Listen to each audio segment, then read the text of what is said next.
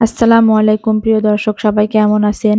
আজকে আপনাদের সাথে শেয়ার করব ঘরে থাকা চিকেন দিয়ে কিভাবে আপনারা খুব মজাদার চিকেন ফ্রাই বানাতে পারেন। অনেক সময় বাচ্চাদের আবদারে ঝটপট এই চিকেন ফ্রাইটা বানিয়ে নিতে পারেন।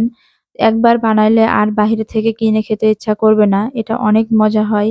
তো চলুন শুরু করা যাক। একটা বাটির মধ্যে আমি চিকেনগুলো নিয়ে নিচ্ছি। এখন আমি ১ চা চামচ রসুন এবং পেঁয়াজ বাটা দিয়ে দিলাম। সামান্য পরিমাণ হলুদ, ১ চা চামচ মরিচের গুঁড়া, সামান্য জিরা গুঁড়া আর একটু গরম মসলার গুঁড়া দিয়ে দিচ্ছি। এরপর এখানে দিয়ে দিচ্ছি লেবুর রস। আপনারাও চেষ্টা করবেন লেবুর রসটা দেওয়ার জন্য, কারণ লেবুর রস দিলে চিকেনের ভিতরে যে গন্ধটা ওটা চলে যায়। আর দিতে হবে ১ টেবিল চামচ সয়া সস, 1/2 টেবিল চামচ লবণ। এখন আমি চিকেনের সাথে মশলাগুলো ভালোভাবে মাখিয়ে নিব। আপনারাও চেষ্টা করবেন চিকেনের সাথে মশলাগুলো খুব ভালোভাবে মিশিয়ে নেওয়ার জন্য। তাহলে চিকেনের ভিতরে লবণটা ভালোভাবে পৌঁছাবে। এখন আমি চিকেনটাকে ০.৫ ঘন্টার জন্য রেস্টে রেখে দিব। ০.৫ ঘন্টা পরে আমি এখানে ২ টেবিল চামচ কর্নফ্লাওয়ার দিয়ে আবার চিকেনগুলোকে ভালোভাবে মাখিয়ে নিব।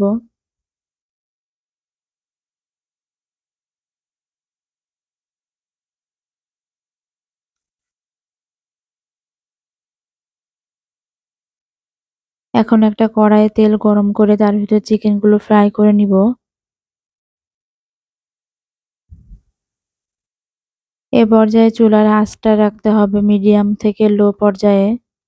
চুলার হিটটা যদি এ সময় বাড়ানো থাকে তাহলে কিন্তু চিকেনটা উপর থেকে পুড়ে যাবে, কিন্তু ভিতর থেকে সিদ্ধ হবে না। এজন্য মিডিয়াম আঁচে রেখে এই চিকেনগুলোকে আমি ভেজে নিচ্ছি। এপাশ ওপাশ করে উল্টিয়ে দিয়ে চিকেনগুলো ভাজতে হবে।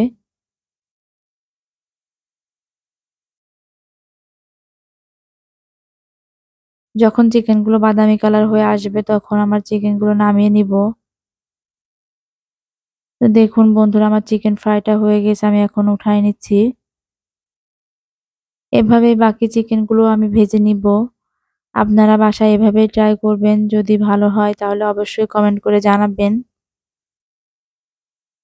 আপনারা যখন তখন বাচ্চাদের আবদার মেটাতে পারেন এভাবে চিকেন ফ্রাই করে। বাহিরে থেকে চিকেন ফ্রাই কিনে আনলে কিন্তু অনেক সময় কাঁচা থাকে, ভিতরে গন্ধ করে, খাওয়া যায় না। তো আপনারা নিজেরাই ঘরে বসে এভাবে গরম গরম পরিবেশন করবেন। ভিডিওটি ভালো লাগলে অবশ্যই লাইক করবেন। চ্যানেলটি সাবস্ক্রাইব করে পাশে থাকবেন। আজকে এ পর্যন্তই। ভালো থাকবেন। আল্লাহ হাফেজ।